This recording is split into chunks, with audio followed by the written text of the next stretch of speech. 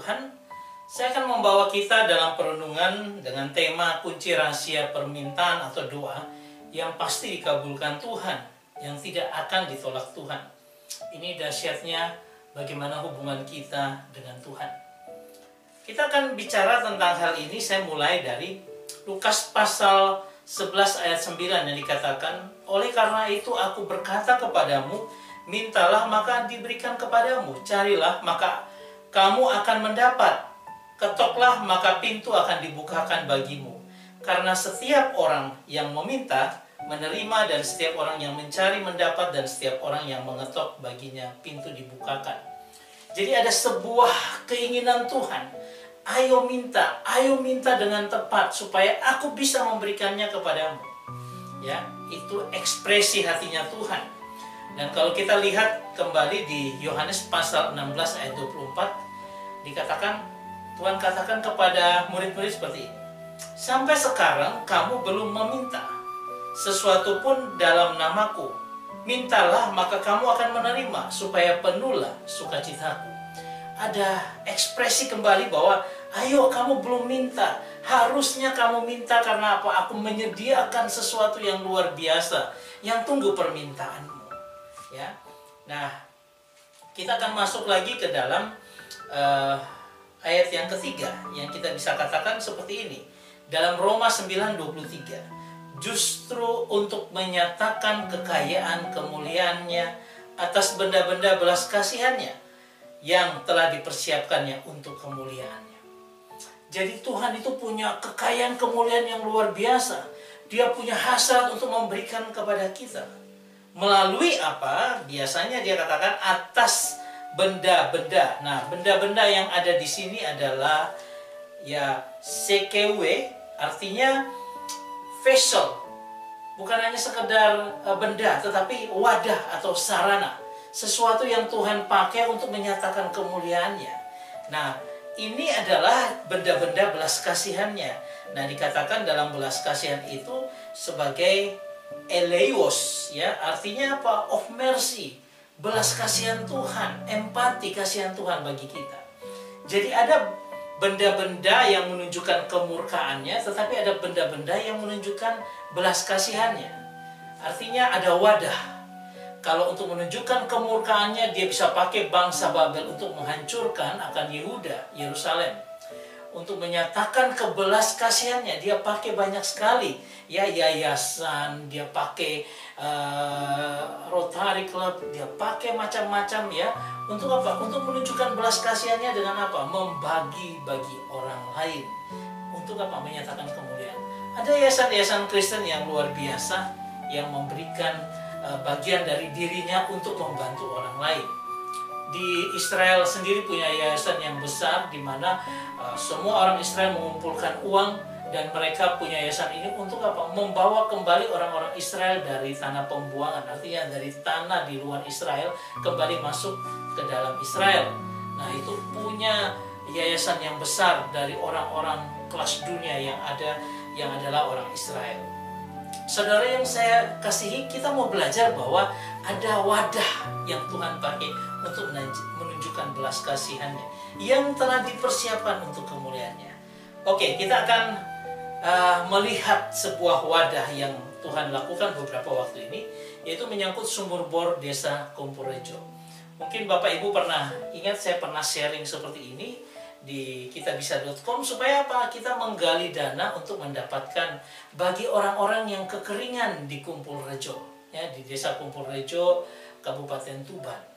Nah, apa yang terjadi adalah yang dibutuhkan sekitar 75 juta, yang disumbangkan hanya 315.000 sekian rupiah, ya. Orang sangat sulit sekali untuk membantu orang lain yang kekeringan di sekitar kita. Ya, nah, saya akhirnya mengerjakan dengan Bumi Bakti Foundation. Kita bersama-sama akhirnya mengerjakan dengan dana dari internal kami, karena yang kita kumpulkan tidak cukup. Nah, ini yang dikerjakan. Nah, kemudian jadi seperti ini, ya, Bumi Bakti Foundation yang mengerjakannya. Saya mau tunjukkan sesuatu yang luar biasa, ya, bagaimana luar biasa Tuhan dari kita mengerjakan sampai dengan yang seperti ini. Ketika apa? Ketika sumber itu sudah keluar dan akhirnya kita bisa melihatnya. Ya, ini tangki sudah dibuat dan airnya begitu bersih. Sangat luar biasa. Ya.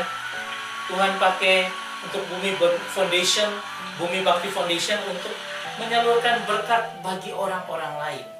Dan ketika saya datang ke sana dan bersama dengan warga desa meresmikannya, waduh luar biasa, sangat-sangat senang mereka. Karena apa? Dulu air bersihnya jauh, sekarang sudah dekat, bahkan airnya sangat-sangat bersih.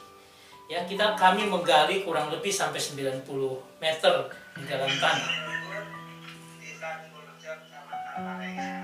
Kita sering mengalami kekeringan dan sulit mendapatkan. Ini adalah ketua RT di Dusun Rembung.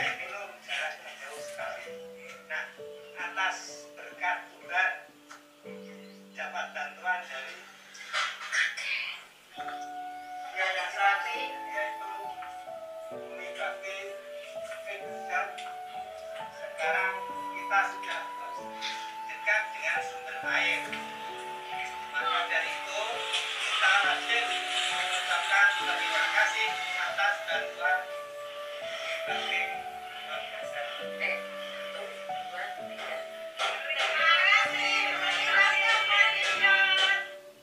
Ya, itu bagian dari ekspresi masyarakat di sana. Saudara, saya mengucap syukur bahwa ada teman-teman, Bapak Wilfir Simatau, Bapak Ongen, Pak Eko Widodo, Grace Sambur, Siska Sambur, Sundari, Bu Sundari, Bu Pasri yang dari daerah sana juga. Ada satu yang saya belum tahu namanya. Kemudian ada yang ditolong dengan Bapak Sri Hono dan Ibu yang membawa sampai ini terwujud. Ya, itu luar biasa, Tuhan pakai juga. Bapak Panijan yang adalah RT di sana yang menyerahkan lokasi tanahnya untuk dipakai sebagai tempat penggalian sumur ini. Dan sungguh luar biasa, ada anaknya Bapak Panijan, Bu Heni juga yang membantu semua proses ini berjalan dengan baik. Saya mau katakan, berikan dirimu untuk orang lain, ya, karena Tuhan sedang memakai wadah-wadah yang luar biasa untuk berbagi berkat sehingga orang mengakui Yesus adalah Tuhan. Mereka sangat betul-betul luar biasa bahwa mereka berterima kasih bahwa Tuhan itu sudah menjawab doa mereka. Saudara yang terkasih, saya akan mengajak kita untuk melihat satu bagian yang luar biasa dari kitab Tawarikh pasal 1. 2 Tawarikh pasal 1 ayat 7. Pada malam itu juga Allah menampakkan diri kepada Salomo dan berfirman kepadanya, "Mintalah apa yang hendak kuberikan kepadamu."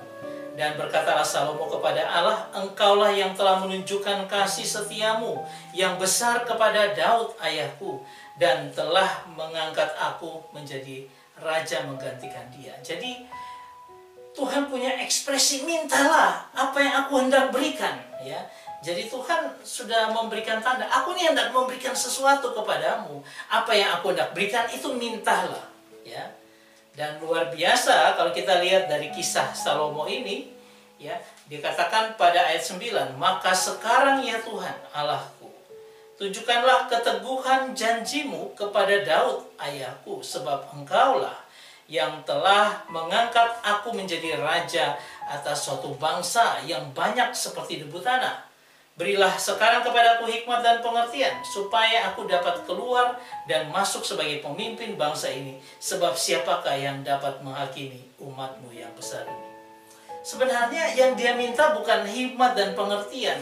Intinya itu adalah apa? Aku mau melayani bangsa ini. Aku mau berikan diriku bagi bangsa ini. Ya, untuk itu Tuhan sebagai perantaranya berikan aku hikmat dan pengertian. Tetapi hati untuk memberikan dirinya bagi bangsa Israel yang akan dia pimpin, itu yang menjadi kunci.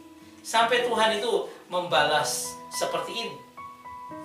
Berfirmanlah Allah kepada Salomo, "Oleh karena itu yang kau ingini, dan engkau tidak meminta kekayaan, harta benda, kemuliaan, atau nyawa pembencimu, dan juga tidak meminta umur panjang, tetapi sebaliknya engkau meminta kebijaksanaan dan pengertian untuk dapat menghakimi umatku yang atasnya aku telah merajakan engkau."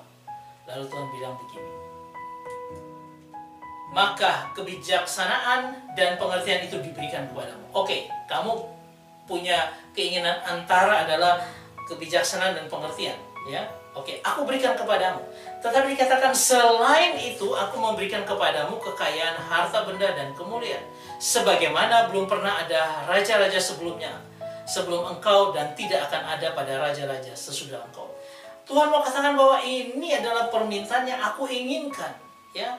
Nah, karena engkau mengikuti seperti aku ingin untuk memberkati akan umat Israel, umatku, maka aku berikan itu. Tetapi aku tambahkan dengan kekayaan, harta benda, dan kemuliaan yang engkau tidak minta, tapi aku berikan kepadamu. Ini kan luar biasa. Tuhan punya hasrat untuk memberi kepada anak-anaknya. Dan kalau kita minta dengan tepat, sesuai dengan yang Dia kehendaki, Tuhan akan menunjukkan kemurahannya yang luar biasa, memberikan apapun yang lain yang sebenarnya kita butuhkan walaupun kita tidak minta. Saudara yang terkasih, bukankah ini sesuatu yang luar biasa? Ketika ada sesuatu proposal datang kepada kita dan meminta kasih kita karena ini memberkati banyak orang, lakukanlah itu dengan baik. Saya mau katakan seperti ini. Kalau Anda lihat dari Kejadian pasal 18 tentang semak duri dan rumput duri yang akan dihasilkannya bagimu dan tumbuh-tumbuhan di padang akan menjadi makananmu. Ayat 19, jangan berpeluh engkau mencari makananmu sampai engkau kembali lagi menjadi tanah, karena dari situlah engkau diambil, sebab engkau debu dan akan kembali menjadi debu. Saudara, kalau kita lihat di sini apa yang menjadi makanan kita? Kata yang pertama yang dikatakan makananmu itu dikatakan sebagai kata makanan itu adalah esep, ya. Itu adalah daun-daunan, herb, daun-daunan yang akan kita makan. Tapi kalau itu hanya cukup sampai di situ aja gitu, tidak ada ayat 19, celaka. Kita semua kayak kambing domba, ya, makan daun-daunan. Tapi Tuhan bilang begini, dengan berpeluh engkau mencari makananmu sampai engkau kembali menjadi tanah. Artinya apa? Seluruh hidup kita, dengan kita bekerja, kita mendapatkan gaji dan sebagainya, ya, sampai kita mati. Ini proses yang ada karena kita sudah jatuh dalam dosa. Tapi Tuhan bilang engkau akan mencari makananmu. Kata makan di sini berbeda dengan yang di atas. Karena makan di sini adalah lehem, dan lehem itu artinya bread, artinya roti. Tuhan mau katakan sampai engkau berpeluh dengan gajimu, dengan apa yang kau dapat, engkau akan dapat roti. Nah, yang luar biasanya adalah roti ini punya karakteristik dia dipecahkan bagi orang lain. Janda Sarfat dan sepotong roti untuk Nabi memberkati keluarga janda Sarfat, tapi dia membagikan rotinya bagi Nabi. Kalau kita lihat lagi, 5 roti 2 ikan untuk memberi makan berapa? 5.000 orang hanya karena dari 5 roti dan 2 ikan. Ketika anak kecil ini datang dan mau berbagi kepada orang, maka Tuhan memberkati dan memberikan 5.000 orang makan. Saudara yang terkasih, Kristus adalah roti hidup. Dia dipersembahkan bagi kita. Sehingga kita harus menarik sebuah garis kesimpulan bahwa ketika kita bekerja, berpeluh dan menerima gaji selama proses hidup kita, ada hal yang kita harus berikan juga bagi orang lain. Ketika makanan kita dipecahkan bagi orang lain, diberikan bagi orang lain. Saudara yang terkasih, kalau kita melihat gambaran Alkitab secara keseluruhan, kita mendapat orang Samaria yang baik hati. Dia memberikan apa yang ada padanya, walaupun dia bukan orang yang kaya, dia apa adanya dia berikan. Ketika dia bawa ke penginapan, dia katakan kalau masih kurang duitnya, saya akan datang dan saya tambah lagi. Artinya dia cari duit lagi dan dia tambahkan. Dia memberikan dirinya untuk orang yang terluka itu. Kalau kita melihat perumpamaan tentang hamba yang baik dan setia, dia melayani hamba-hamba yang lain, memberi makan, memberi terapi, memberi kesembuhan bagi hamba-hamba yang lain. Atau kita bicara tentang bagaimana kita melayani sesama, seperti mencuci kaki, gambaran kerendahan hati untuk melayani orang lain. Kasih sesama manusia seperti dirimu sendiri, itu kan hukum yang utama yang Tuhan ajarkan bagi kita. Kita bisa melihat yayasan yang luar biasa dari Ibu Teresia yang membantu begitu banyak orang yang kemiskinan di Kalkuta. Itu menunjukkan itulah wadah belas kasihan Tuhan yang hadir dalam kehidupan kita. Pakai wadah-wadah itu untuk menjadi berkat bagi orang lain. Saudara yang terkasih, beberapa waktu yang lalu kita sudah melihat saya menggambarkan bagaimana kita berbagi dengan orang lain. Sampai sekarang masih belum cukup terkumpul, sehingga saya masih mengharapkan kalau ada teman-teman yang mau ikut membantu dapat melihat di deskripsi daripada YouTube ini.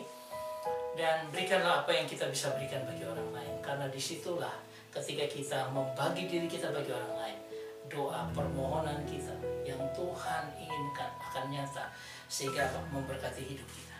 Terpujilah Tuhan, haleluya, amin.